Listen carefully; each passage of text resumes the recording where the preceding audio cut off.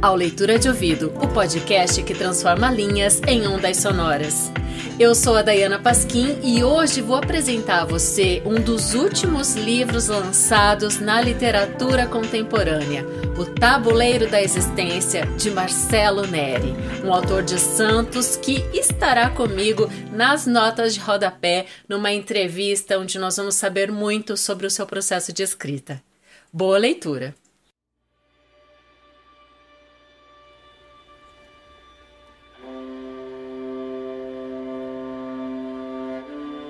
O Tabuleiro da Existência, de Marcelo Neri.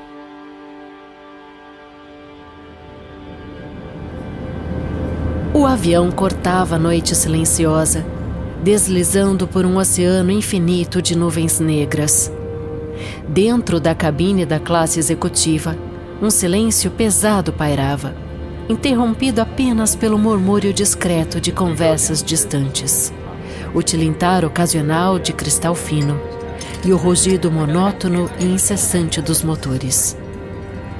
Dante Valente fitava a tela desligada à sua frente, os olhos fixos em um ponto inexistente, além daquele pequeno retângulo negro.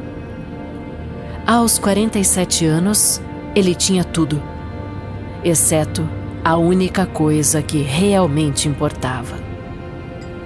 Aproximadamente 3 horas após a decolagem, mergulhado em seus próprios pensamentos, Dante começou a perceber com a consciência aguçada de um observador meticuloso um padrão recorrente que se manifestava em tudo ao seu redor. O número 3. 3 elementos, 3 manifestações, 3 pontos de convergência. Recordou-se de um livro que havia lido recentemente, intitulado Os Três Poderes, que argumentava de forma convincente que o universo operava fundamentalmente sob um padrão de tríades interconectadas. Não era apenas a tríplice da composição humana, corpo, mente e emoção, que governava sua existência, mas um princípio cósmico que se replicava em dimensões múltiplas da realidade. As estruturas que sustentavam a sociedade moderna refletiam esse mesmo equilíbrio tríplice. O legislativo, o executivo e o judiciário formavam a base das democracias. As tradições espirituais mais antigas evocavam invariavelmente tríades sagradas: Pai, Filho e Espírito Santo na tradição cristã, Brahma, Vishnu e Shiva nos textos hindus. Até mesmo nas manifestações mais elementares da natureza, esse padrão se revelava de modo irrefutável: sólido, líquido e gasoso, passado, presente e futuro, nascimento, vida e morte. A dualidade que sempre parecera ser a régua fundamental do mundo, o bem e o mal, o certo e o errado, a luz e a escuridão, agora lhe parecia incompleta, uma equação inacabada. Talvez a resposta para sua busca não estivesse no conflito eterno entre 2 polos opostos, mas no terceiro elemento, na síntese harmoniosa, na ponte invisível que os conectava e transcendia. Para Dante, um dos elementos da tríade emergia como o mais poderoso, o elemento da conexão, aquele responsável por solucionar o maior dos sofrimentos humanos, a divisão, a fragmentação eterna do ser. Enquanto a aeronave cruzava céus desconhecidos, Dante pousou os olhos sobre a fileira de assentos à sua frente. Ali, em um pequeno adesivo no encosto, estavam os ícones que representavam a mecânica essencial do voo: altitude, velocidade e direção. 3 variáveis fundamentais que os pilotos monitoravam incessantemente para manter o equilíbrio delicado daquela máquina suspensa entre céu e terra. Na ausência de qualquer uma delas, o controle seria irremediavelmente perdido. Examinou o ambiente ao redor e identificou outra tríade perfeita: o botão de chamada, a luz de leitura e a saída de ar, alinhados com precisão matemática no painel acima dos passageiros. Pequenos detalhes aparentemente triviais que garantiam o conforto dos viajantes. Mesmo o próprio fenômeno do voo dependia de 3 forças primordiais: sustentação, arrasto e empuxo. Sem a interação harmoniosa dessas forças, o avião jamais abandonaria o solo. Dante recostou a cabeça e fechou os olhos por um instante, permitindo que aquela constatação o envolvesse completamente. O padrão se manifestava em absolutamente tudo. Lembrou-se de sua formação em inteligência sistêmica, cujas premissas fundamentais eram ordem, equilíbrio e pertencimento.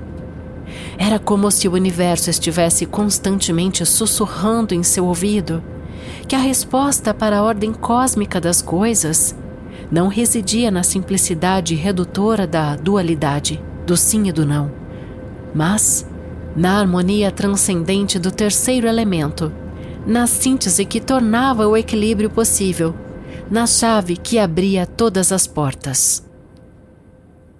As cicatrizes invisíveis. Aos olhos vigilantes do mundo corporativo, Dante Valente era um homem impenetrável. Racional até a medula, calculista, alguém que sempre se mantivera impassível no controle de tudo e de todos. Porém, ele conhecia a verdade que se escondia sob aquela fachada cuidadosamente construída. Conhecia as forças que o haviam moldado, as mãos invisíveis que esculpiram sua alma. Seu pai nunca pronunciara as palavras "eu te amo". Jamais tocara seus cabelos com afeto, nunca o erguera nos braços com orgulho. Era um homem rígido como aço temperado, severo como um juiz antigo, incapaz de manifestar qualquer traço de ternura. Para aquele patriarca inabalável, amor era sinônimo de disciplina, e disciplina significava ser implacavelmente duro, ensinar através do silêncio cortante, educar pela ausência deliberada.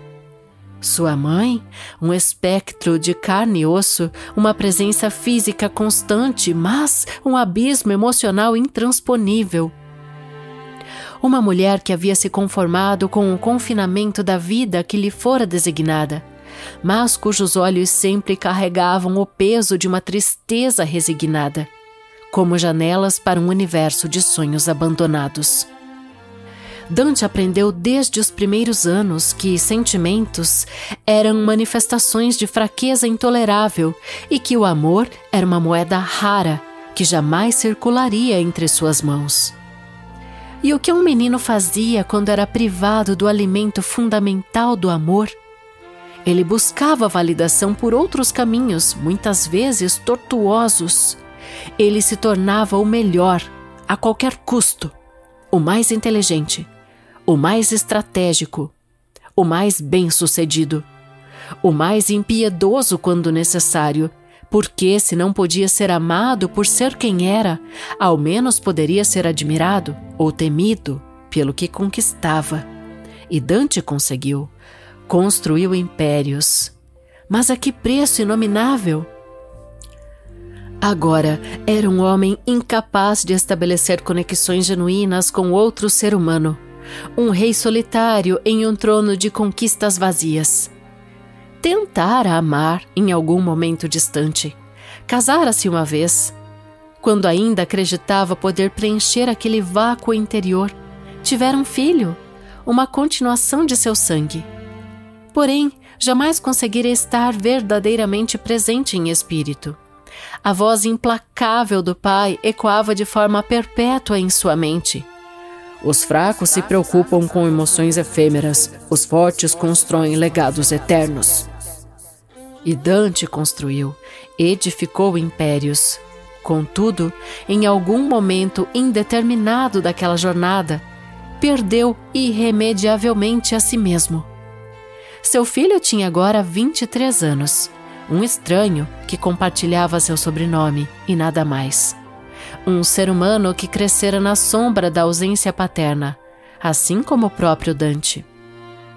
A história repetia-se, implacável como uma maldição ancestral.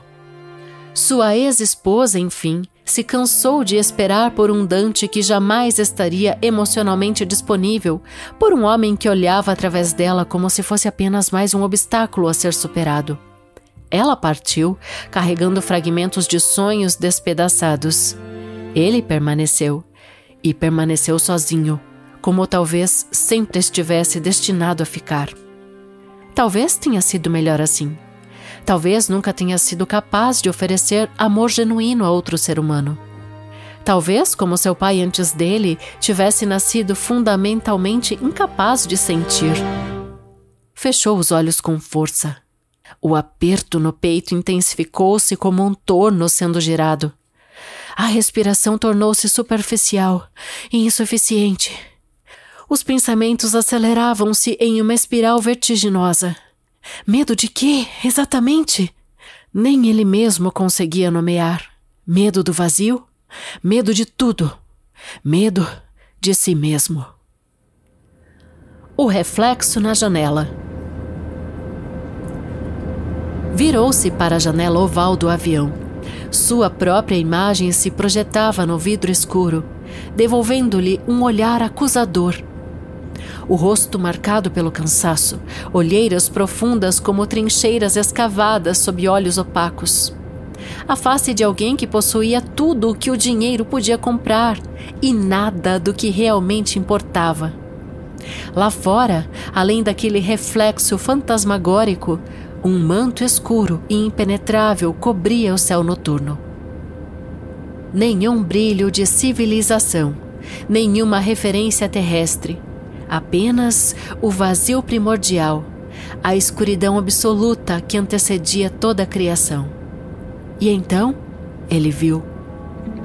Algo se movia no horizonte obscuro. A princípio, eram apenas 3 pontos luminosos dispersos, pequenos brilhos quase imperceptíveis que poderiam ser qualquer coisa, estrelas distantes, um reflexo ilusório, um jogo de luz projetado pela fuselagem da aeronave. Mas, conforme fixava o olhar, as luzes pareciam se reorganizar em padrões deliberados, formando e desfazendo repetidamente 3 figuras geométricas perfeitas que desafiavam qualquer explicação lógica. Seu peito enrijeceu instantaneamente. Um arrepio glacial percorreu sua espinha dorsal como uma corrente elétrica.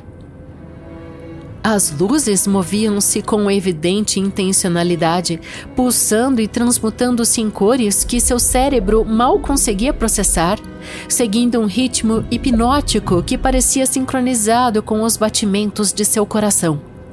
Não era um fenômeno aleatório. Era como se tentassem comunicar algo específico, uma mensagem cifrada dirigida exclusivamente a ele. Mais uma vez, o padrão de 3 elementos, 3 luzes, manifestava-se diante de seus olhos incrédulos. E, por um instante, suspenso entre tempo e espaço, Dante sentiu uma presença inefável.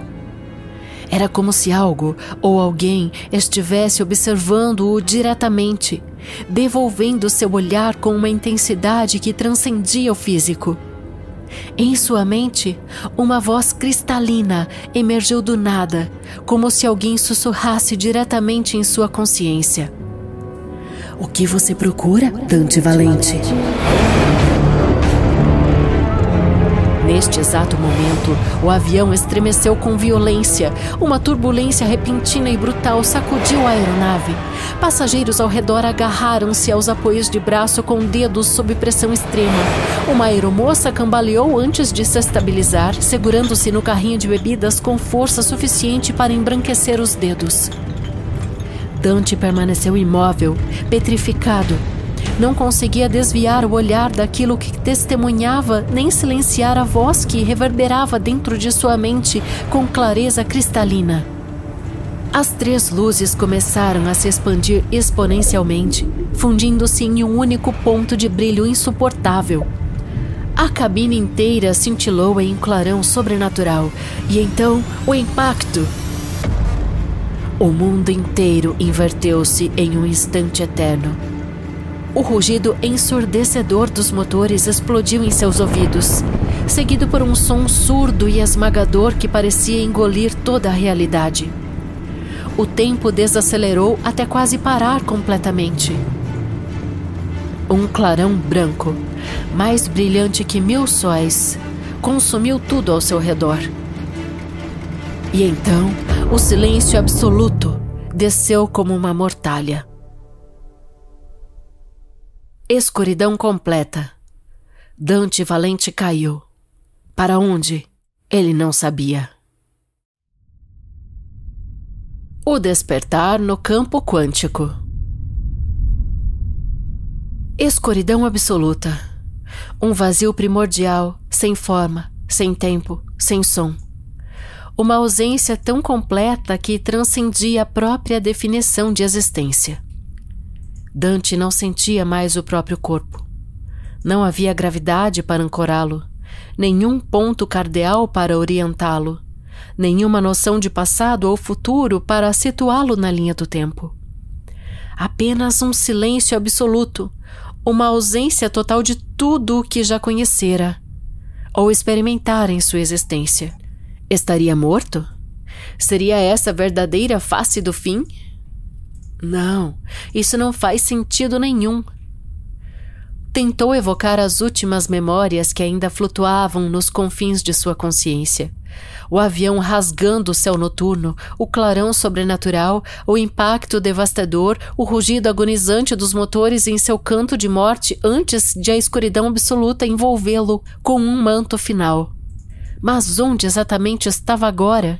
Que dimensão era esta que não se parecia com nada que já tivesse experimentado?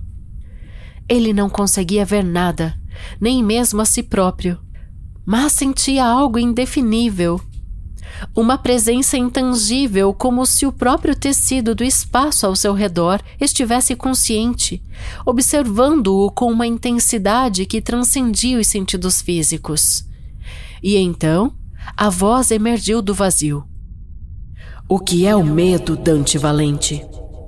A pergunta reverberou de todos os lados simultaneamente e de nenhum lugar em particular, como se o próprio vácuo houvesse adquirido a capacidade de comunicação. A voz não possuía qualquer qualidade humana reconhecível. Não era masculina nem feminina, jovem ou velha, autoritária ou submissa. Ela simplesmente era. Uma presença sonora tão fundamental quanto os elementos primordiais da criação. O campo quântico e a natureza da consciência. A ciência contemporânea denomina este espaço como campo quântico. Continuou a voz, suas palavras tecendo realidade no vazio. Os antigos mestres o chamavam de véu entre os mundos, a membrana tênue entre a vida e a morte. Os espiritualistas o reconhecem como plano de transição, o umbral entre dimensões de consciência. Dante tentou compreender aquelas palavras que pareciam simultaneamente estranhas e familiares, como um conhecimento ancestral adormecido em algum recôndito de sua alma. Isto é real? A pergunta soou infantil mesmo aos seus próprios ouvidos, como se tivesse retornado à infância, quando as fronteiras entre o real e o imaginário ainda não haviam sido solidificadas. A voz emanou algo que poderia ser interpretado como um riso suave, não de escárnio, mas de compreensão compassiva. O que é real, Dante Valente? Seria real apenas o que seus 5 sentidos limitados podem perceber? Seria real apenas o que seu cérebro, com suas sinapses e neurônios, consegue processar? Quantas dimensões da realidade permanecem invisíveis aos olhos humanos, inaudíveis aos ouvidos mortais? A escuridão absoluta ao seu redor começou a sofrer uma transformação sutil, como gotas de tinta escorrendo em água cristalina. Sombras começaram a se distorcer e a criar formas indefinidas, um caleidoscópio de luzes e sombras em constante metamorfose. E então, 3 figuras distintas emergiram à distância, seus contornos inicialmente nebulosos, como se estivessem sendo materializadas a partir da própria substância do vazio. As 3 figuras. Dante concentrou sua atenção, tentando discernir as formas que se consolidavam aos poucos diante dele. Elas não eram inteiramente humanas em sua essência, mas também não eram completamente irreconhecíveis. Ocupavam um espaço limítrofe entre o familiar e o transcendente, como arquétipos fundamentais vestidos com fragmentos de memórias humanas. A primeira figura portava um manto longo de tonalidade indefinível, que parecia absorver e refletir a luz simultaneamente. Seus olhos eram intensos e penetrantes, como se pudessem dissecar a realidade em suas partículas mais elementares. Seus gestos eram econômicos e precisos, transmitindo uma contenção deliberada. Emanava dela uma aura de sabedoria cortante e implacável, como alguém que já havia questionado e desconstruído todas as certezas possíveis. "Eu sou filósofo", anunciou a figura, sua voz ressoando com a autoridade de séculos de inquietação intelectual. "Sou a manifestação da inquietude que habita seu âmago, o produto destilado de sua consciência analítica, daquela parte de você que anseia por conhecimento para além das aparências superficiais, que busca compreender os padrões subjacentes à existência, ainda que dentro dos limites inevitáveis da sabedoria humana." A segunda figura emanava uma qualidade distinta, embora também familiar ao universo interior de Dante. Seu olhar era profundamente humano, mas carregado de uma tristeza antiga e uma compreensão que parecia abarcar todas as dores possíveis. Seus gestos eram fluidos e acolhedores, transmitindo uma compaixão terapêutica, embora sustentada por uma firmeza inabalável. "Eu sou o terapeuta", pronunciou a segunda entidade com uma voz que parecia carregar ecos de 1000 confessionários. "Sou aquele que habita nas sombras de suas feridas, que compreende as cicatrizes invisíveis que você carrega e os padrões que se repetem em sua existência. Sou a possibilidade de cura que você simultaneamente busca e teme." A terceira figura destacava-se das demais, envolta em um brilho etéreo que pulsava sutilmente, como se seu corpo fosse composto por uma substância mais luminosa que a matéria comum. Irradiava um tipo de presença que transcendia definições convencionais. Seu rosto apresentava uma qualidade cambiante, transformando-se de modo sutil cada vez que Dante tentava fixar o olhar em suas feições. Era algo simultaneamente familiar e distante, como uma memória ancestral ou um déjà vu impossível de localizar no tempo. "Eu sou o espiritualista", declarou a terceira presença, sua voz ressoando como se vibrasse em frequências múltiplas ao mesmo tempo. "Represento aquela dimensão que você intui existir para além do véu material, aquela ponte entre mundos que sua alma reconhece, embora sua mente racional tente negar. Sou a expressão daquilo que conecta todas as coisas em uma teia invisível de significado."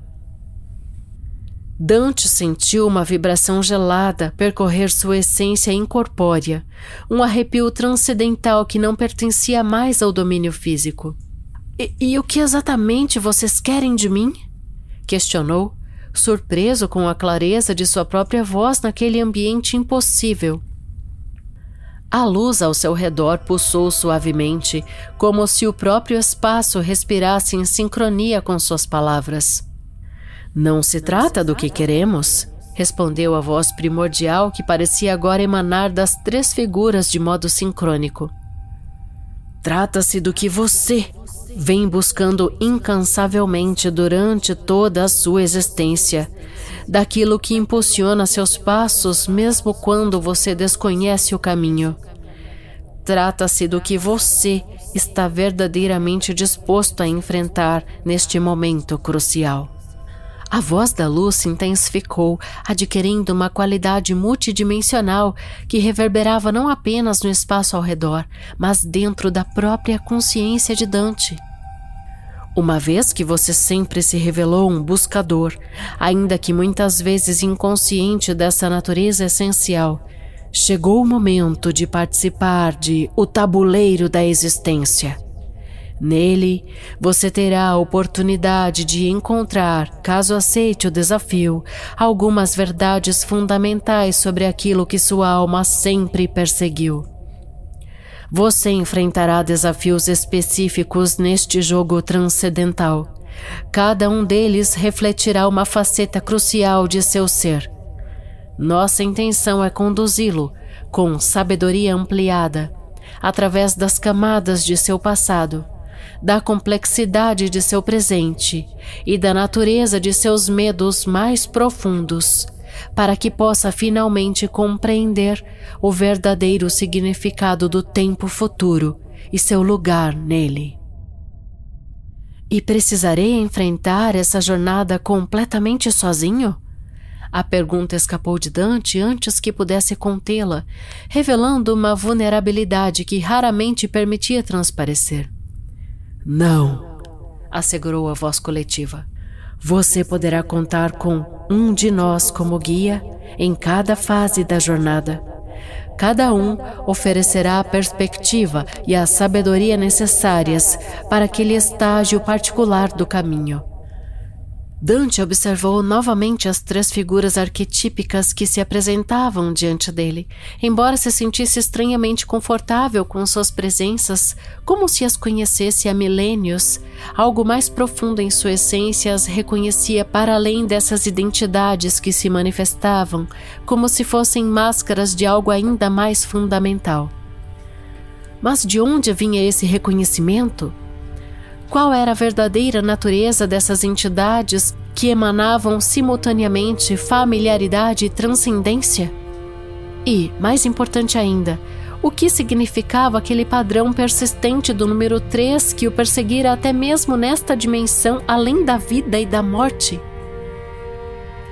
A luz explodiu ao seu redor com uma intensidade inconcebível. Dante sentiu sua consciência sendo violentamente arrancada e comprimida, como se estivesse sendo forçado através de 1000 camadas sobrepostas de realidade. Seu peito contraiu-se em um espasmo de terror primordial. O oxigênio parecia ter sido extraído de todo o universo. O tempo, se é que tal conceito ainda existia naquela dimensão incompreensível, dissolveu-se por completo em um abismo de eternidade. E então, de repente, ele caiu. Mas não sobre uma superfície material. Ele caiu dentro da própria consciência. Quando finalmente conseguiu abrir os olhos, encontrou-se de pé sobre algo cuja existência desafiava todos os parâmetros da realidade que conhecera.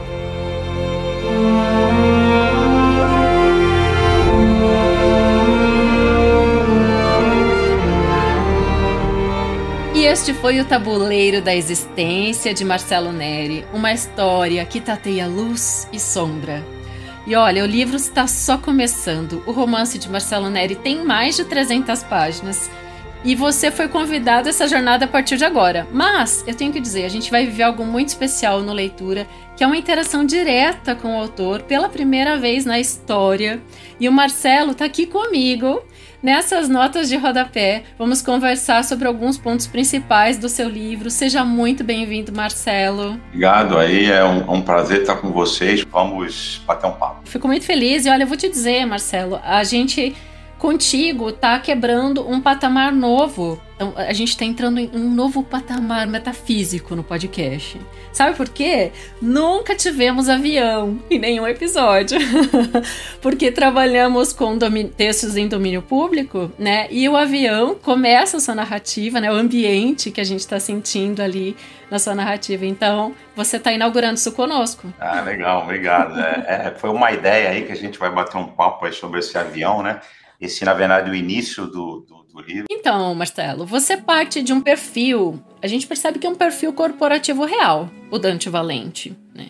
E você leva o leitor para uma viagem para o campo quântico. Qual foi a primeira fagulha que te deu a ideia para escrever o Tabuleiro da Existência? Olha, o livro, ele nasceu de uma inquietação pessoal, né? Como alguém assim, que já percorreu um caminho corporativo, né? De algumas conquistas, a gente está aqui no ramo do portuário, né? De navegação, de comércio exterior.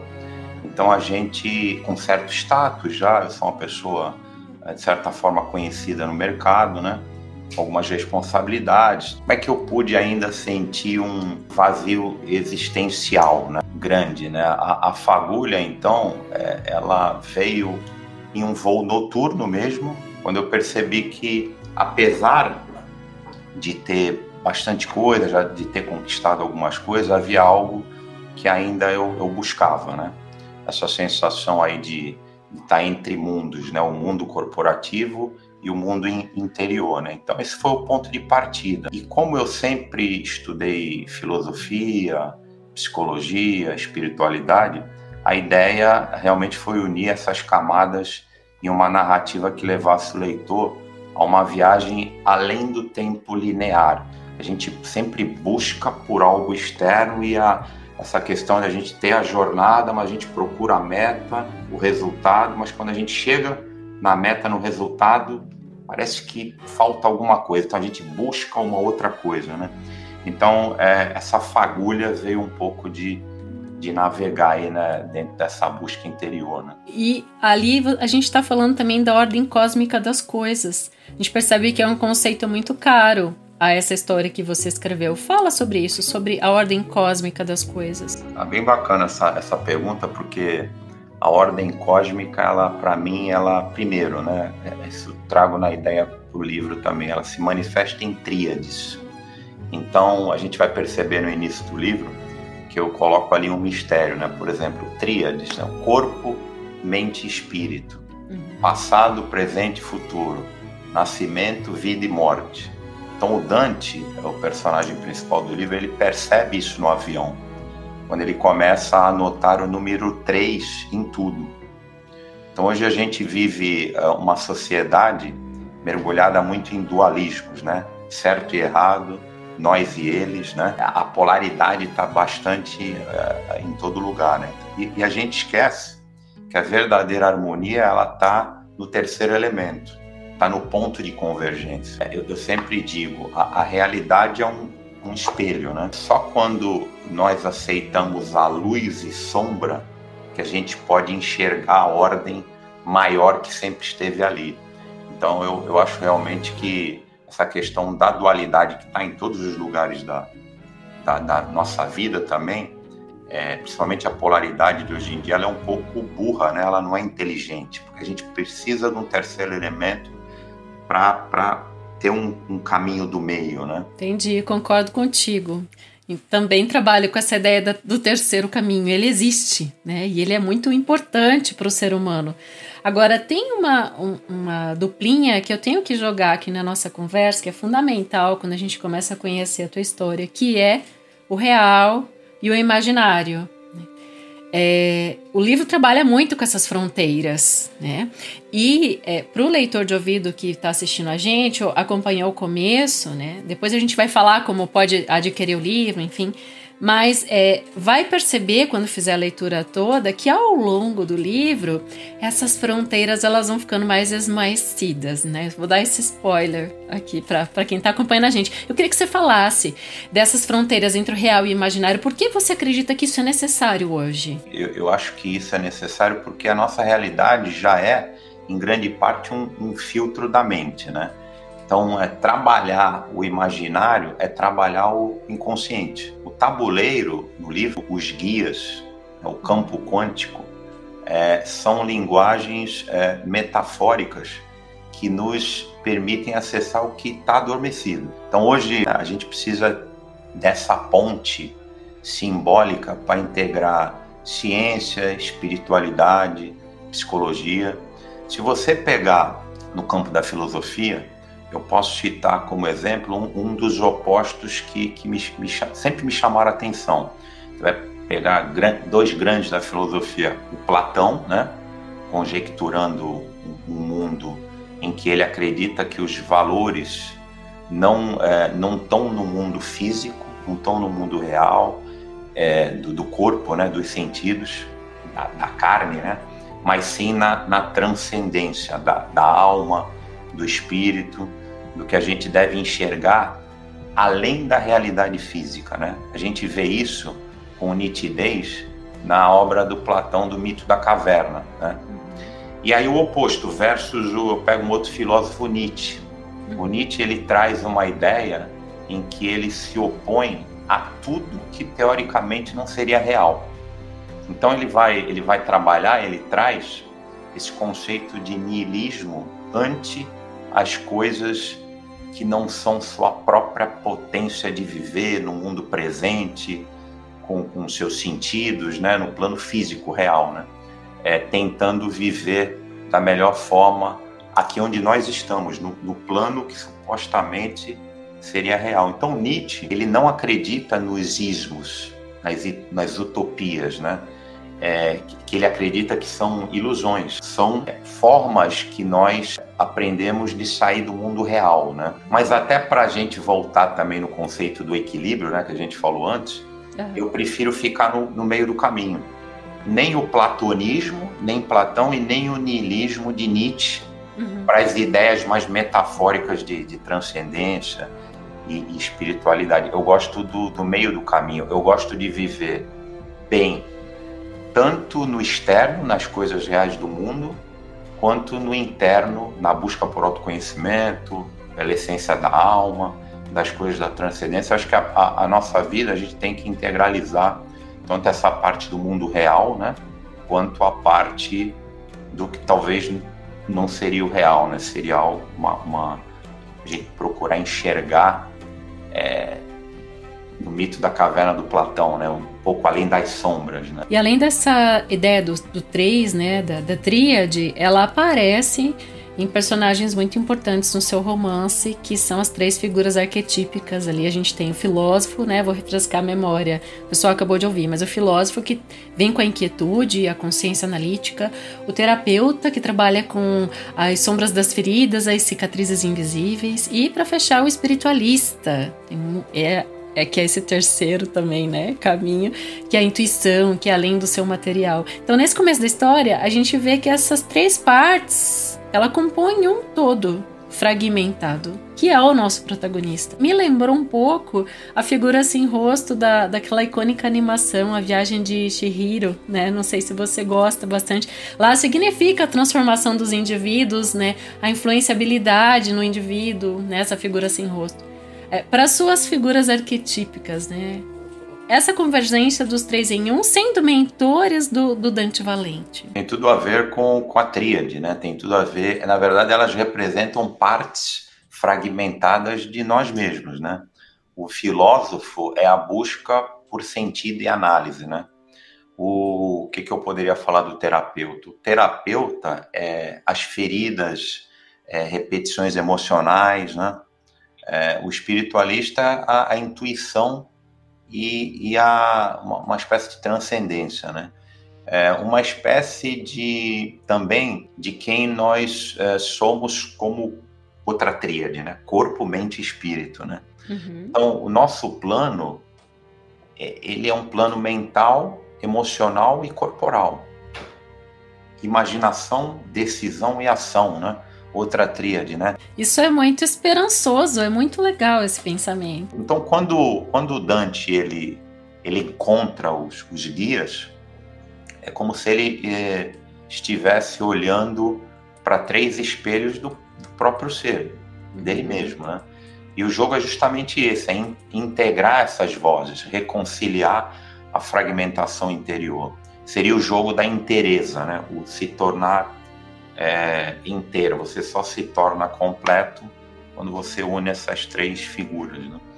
Agora você falou uma coisa que eu fiquei com uma pulga atrás da orelha para jogar pro leitor, para ficar com vontade de conhecer o resto da história, porque até que ponto que quando ele se enxerga, ele não tá vendo reflexo só dele mesmo no vidro do avião e imaginando tudo isso dentro da sua cabeça. Opa, não falei mais nada. Na verdade, isso que você comentou é importante também, é algo que a vida é um espelho, né? O externo é um espelho de você mesmo, né? Então, se você olha para o espelho, você está triste e você quer sorrir, o espelho só vai sorrir para você se você sorrir. Então, na verdade, o mundo externo, a realidade cocriada, ela tem muito a ver com o teu interior, né? Por isso que pessoas enxergam mundos diferentes, né? Porque você vai enxergar o mundo da forma como você está se sentindo, como você está vibrando. Muito legal. Eu gostei de umas combinações que você faz no seu texto, que tateia essa ideia de luz e sombra que eu abri o episódio falando, como, por exemplo, o som surdo, a voz da luz. Como combinar essas nuances de luz e sombra na existência? De onde que surgem essas combinações que você coloca no livro, né? Principalmente, sem sombra não há profundidade, né? Então, sem luz não há clareza. O livro mostra que a vida não é negar a sombra, mas você tem que atravessar até encontrar a luz. Então, uma coisa faz parte da outra, né? A resistência é insistir contra o fluxo. Então, quando a gente aceita que a sombra é parte da experiência, ela deixa de ser uma prisão e se torna um combustível para o despertar, né? O despertar, ele é importante. E na maioria das vezes só acontece quando você passa pela sombra. Esse é o tipo de coisa que a gente tinha que se lembrar para os dias que está triste, né? Tem que lembrar que a sombra faz parte e é combustível para a existência. Gente, fiquem com isso no ar. Realmente é muito importante. Gostei dessa observação. Como eu venho do ramo da navegação, gosto muito do Amir Klink, né? Que é um navegador aí, muitas vezes solitário. E certa vez eu prestei atenção no que ele falou e faz bastante sentido, né? Que é quando eu tô no mar ali, ele atravessando para a África ou sozinho no barco, ele fala, quando tá tudo calmo, quando o mar tá calmo, eu tenho medo, porque eu sei que vem a tempestade, né? E quando eu tô na tempestade, eu fico tranquilo, porque depois eu sei que o mar vai ficar calmo. Por isso, quando a gente chega no fundo do poço, a gente sempre tem que ter a luz, a gente tem que ter a esperança, porque é dali que vem a luz, né? E a gente percebe que o Dante Valente, ele tá chegando nesse fundo de poço que você comentou agora, porque emocionalmente ele tá arrasado, né? Apesar dele ter tudo, né? Mas não o que é importante que você coloca na narrativa. Eu diria assim, feliz daquele que consegue confrontar, né? O tabuleiro da existência, né? Esse acordar, a gente precisa disso, né? Como é que você se sente depois de ter escrito a história do Dante Valente dentro dessa ideia de confrontar o tabuleiro da existência e proporcionar, né? Que outras pessoas possam também ter essa motivação? Primeiro, uma das cartilhas que hoje eu sigo na vida é que você precisa seguir o teu entusiasmo, a tua paixão, né? Siga o teu entusiasmo até ter outro entusiasmo para trocar por esse entusiasmo. E assim a tua vida vai dentro de uma paixão.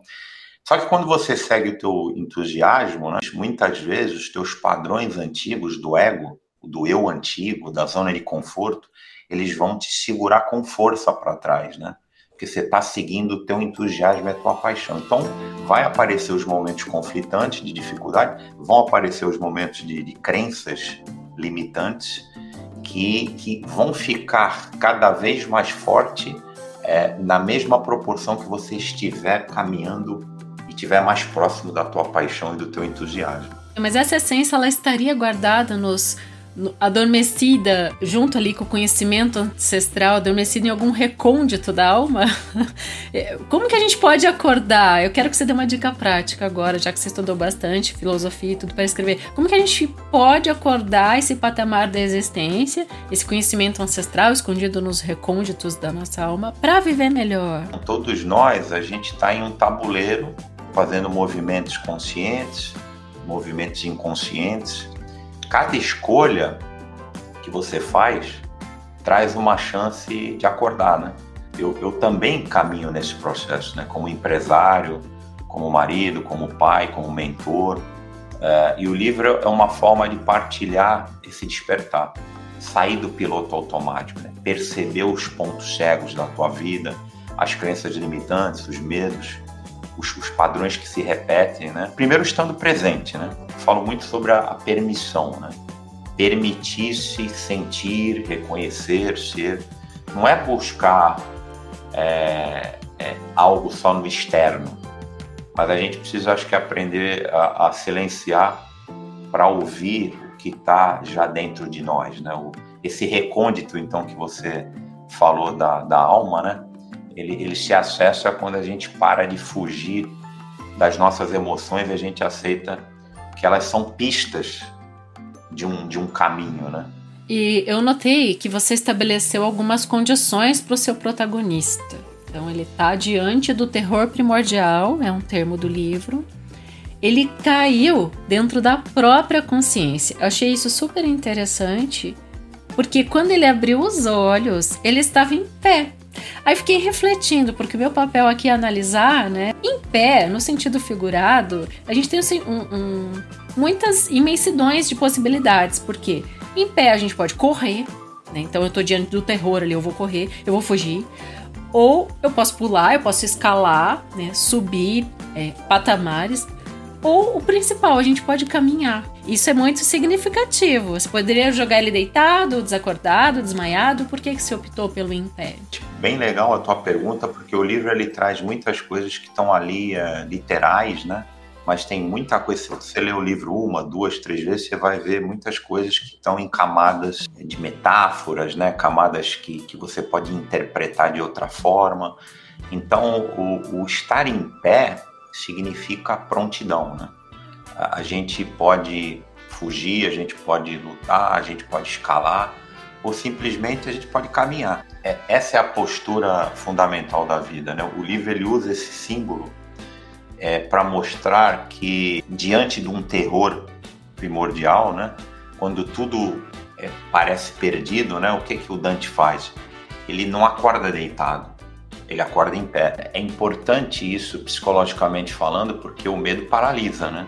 E a gente não pode ficar paralisado pelo medo. O medo é um amigo que vem te avisar somente que você tem uma crença limitante que provoca esse medo. Então vamos analisar esse medo com racionalidade e ver, mas eu preciso ter medo de alguma coisa que não está no meu presente, que é no futuro, Então você racionaliza o medo, você acaba descobrindo, eu tenho essa crença aqui. Então essa crença, ela precisa ser alterada, ser ressignificada, e você ressignifica isso caminhando, andando. A metáfora que você pegou aí bem, não sei se todo leitor vai pegar, mas...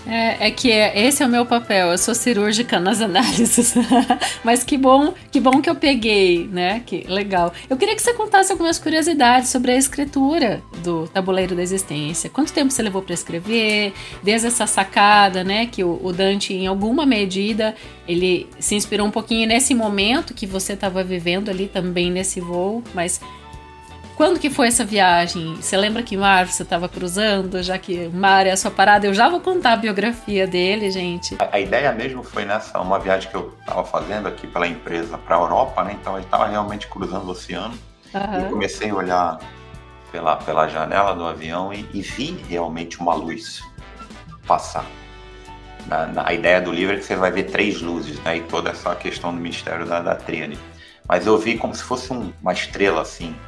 Não sei o que era, mas enfim. E aí então, nos fins de semana eu comecei a escrever, levou mais ou menos 1 ano e meio, 2 anos na parte escrita, depois para revisar tudo, né? Então eu escrevi como se fosse uma viagem iniciática, né? Revisitando as minhas próprias memórias, né? Os estudos, né? Houve momentos que parecia que eu não escrevia sozinho, né? A narrativa fluía como se já tivesse pronto em algum lugar e eu apenas traduzisse, de repente aquela luz que passou no céu foi alguma coisa para mim, tu precisa escrever tu precisa contribuir, devolver um pouco desses teus estudos. E outra curiosidade é que eu intercalei conceitos científicos e espirituais de forma proposital, né? Então, eu acredito que eles não são opostos, mas eles são complementares, né? Que legal! Então eu tenho que contar que você teve 2 mandatos como presidente da Federação Nacional das Agências de Navegação Marítima e atual vice-presidente regional das Américas da Federação das Associações Nacional de Shipbrokers e Agentes Marítimos. Na empresa, na nossa indústria, parte de navegação, comércio exterior, logística, porto, nós temos a oportunidade de viajar bastante, porque os nossos clientes, a maioria deles estão lá fora, estão fora do país, né? E aí nessa inquietação também de busca dentro do mundo corporativo, com uma inquietude intelectual, eu procurei cursos lá fora, né? Atendimento de MBAs fora do Brasil. Então, tenho essas formações, mas essas formações que você cita aí são as formações do meio empresarial, né? Que esse conhecimento técnico seu foi reconhecido pela Marinha do Brasil com a medalha Mérito Tamandaré, né? E também uma honraria do Mérito Naval. Então, parabéns, achei bem legal. E fiquei me perguntando por que você não fez a sua história no mar ao invés do céu, né? Já que você tem toda essa expertise. Mas aí o que eu vou falar agora já explica, né? Porque esse teu interesse pela psicologia, neurociência e a medicina integrativa, né? Que são outras formações que você fez também, né? Tem uma série de formações dentro desse mundo que me trouxeram um conhecimento bem bacana, que é o meu hobby, que veio desaguar no tabuleiro da existência, né? Então, é um projeto que eu tenho muito mais aí pro lado desse meu outro lado, né, de formações dentro da área de desenvolvimento humano, do que propriamente no que eu trouxe até aqui na minha vida aí na parte empresarial, parte de comércio exterior, de porto, de navios, né? Então, o livro fala também de um executivo, né, que busca por preencher esse vazio, mas está muito mais atrelado a esses estudos, né, que seriam um hobby aí de 10, 15 anos que eu já venho fazendo. Olha, gente, eu vou dizer que o Tabuleiro da Existência, ele recentemente foi lançado em Santos. O lançamento foi dia 9 de outubro. O livro foi o lançamento foi num local muito bonito, na Pinacoteca, que existe em Santos, né, num casarão, a Pinacoteca Benedito Calixto. O livro se encontra à venda também na Amazon, né, Marcelo? E também quem mora ali em Santos, está próximo da Livraria Martins, pode adquirir pessoalmente o livro lá. E outras livrarias pelo Brasil, que a gente não tem a lista aqui agora, mas eu acho que a princípio Martins, né? Não tem só em Santos, mas você pode comprar pela Amazon também. Que legal, fiquei muito feliz de conversar contigo, da gente ter se conhecido, né? Ter tido essa oportunidade de fazer um episódio em vídeo para o pessoal conhecer você como autor, né? Esses episódios de autores contemporâneos, eu acho que eles colaboram muito, né? Porque você traz uma visão extremamente nova, constrói uma narrativa real, né, das conflitos existenciais do homem contemporâneo, né? A gente nunca pode perder de vista que a espiritualidade ela é universal, né? E se você mostrar isso para as pessoas através de uma narrativa envolvente, você vai acordar muito mais seres, né? Então eu quero te agradecer por estar aqui conosco, por ter partilhado o seu conhecimento. Eu que agradeço o convite.